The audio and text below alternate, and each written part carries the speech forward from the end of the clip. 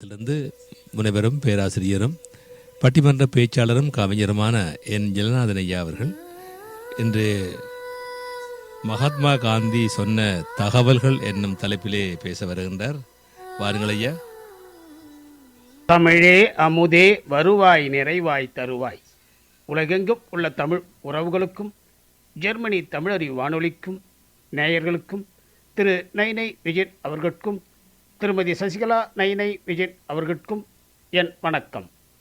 படித்ததில் பிடித்தது தாய்மொழி கல்வியின் அவசியத்தை பற்றியும் மறக்க முடியாத மனிதராக மகாத்மா காந்தி அவர்கள் குறிப்பிடுவதையும் உங்களோடு பகிர்ந்து கொள்கிறேன்.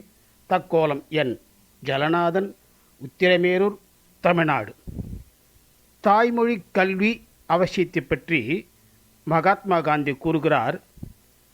பள்ளியில் படிக்கின்ற காலத்தில் ஆங்கில மொழியை கற்றுக்கொள்வதற்கு நான் மிகவும் சிரமப்பட்டேன். எனக்கு ஒரு விஷயம் விளங்கவில்லை.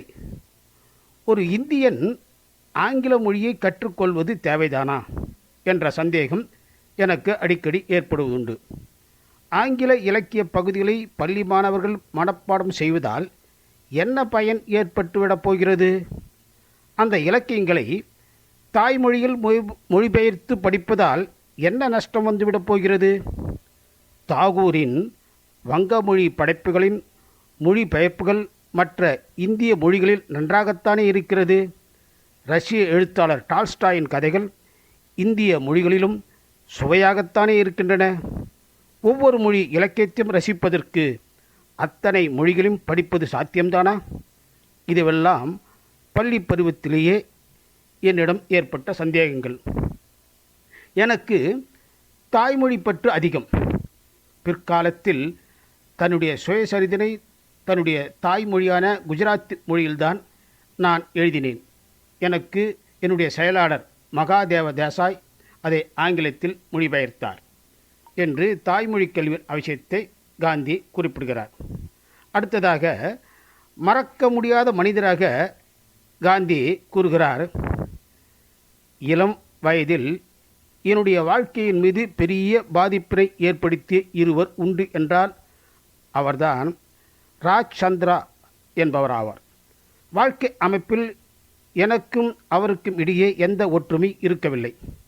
ராஜ் சந்திரா பணக்காரர், இந்து மதத்தின் மீது அழுத்தமான நம்பிக்கை கொண்டவர்.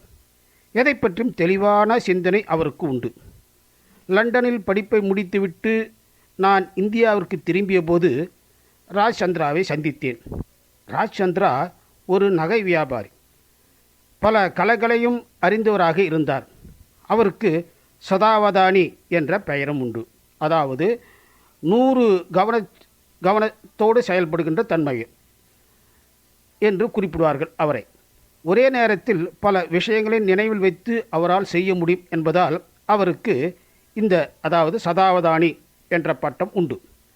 ஐரோப்பிய நாடுகளில் சுற்றுப்பயணம் செய்தபோது அங்கு உள்ளவர்களை தன்னுடைய நினைவாற்றலால் வியக்க வைத்தவர் அந்த ராஜ் சந்திரா என்பவர். நான் ராஜ் சந்திராவின் நினைவாற்றலை பலமுறை சோதனைக்குள்ளாக்கி இருக்கிறேன். தன்னுடைய மரணம் பற்றி கவலைப்படாதவர் ராஜ் சந்திரா. நான் ராஜ் சந்திராவை சந்தித்தேன். தவிர லண்டன் வாழ்க்கை எனக்கு மிகவும் பாதித்திருந்தது. தன்னுடைய வாழ்க்கையை நிலைப்படுத்துவதற்கு எனக்கு நான் ஒருவரை தேடிக்கொண்டு இருந்தபோது ராஜ் சந்திரா எனக்கு கிடைத்தார். ராஜ் சந்திரா குறிப்பிடுவார், எந்த ஒரு மதமும் இன்னொரு மதத்தை விட உயர்ந்தது அல்ல. எல்லா மதங்களுமே மனிதனை கடவுளுக்கு அருகாமல் கொண்டு செல்லக்கூடியவை என்ற அழுத்தமான எண்ணத்தை எனக்கு ராஜ் சந்திரா என்பவர் மனதில் விதைத்தவர் அவர்தான். பிற்காலத்தில் நான் மேற்கொண்ட உறுதியான நிலைப்பாடுகளுக்கு ராஜ் சந்திராவின் போதனைகளே காரணம் என்று கூட சொல்லலாம் என்று குறிப்பிடுகின்றார். மறக்க முடியாத மனிதராக ராஜ் சந்திராவை குறிப்பிடுகின்றார் மகாத்மா காந்தி அவர்கள். வாய்ப்பளித்த ஜெர்மனி தமிழறி வானொலிக்கு நன்றி, வணக்கம். தக்கோலம் என் ஜலநாதன், உத்திரமேரூர், தமிழ்நாடு, சங்கத்தமிழ் இலக்கிய பூங்கா.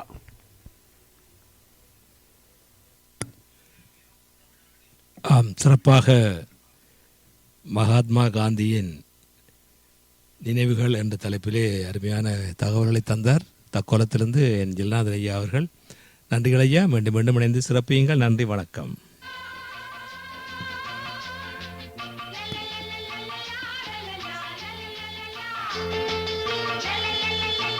நேயர்கள் கேட்டுக்கொண்டிருப்பது காலை கதம்பம். இது தமிழருவி வானொலி, ஜெர்மனி.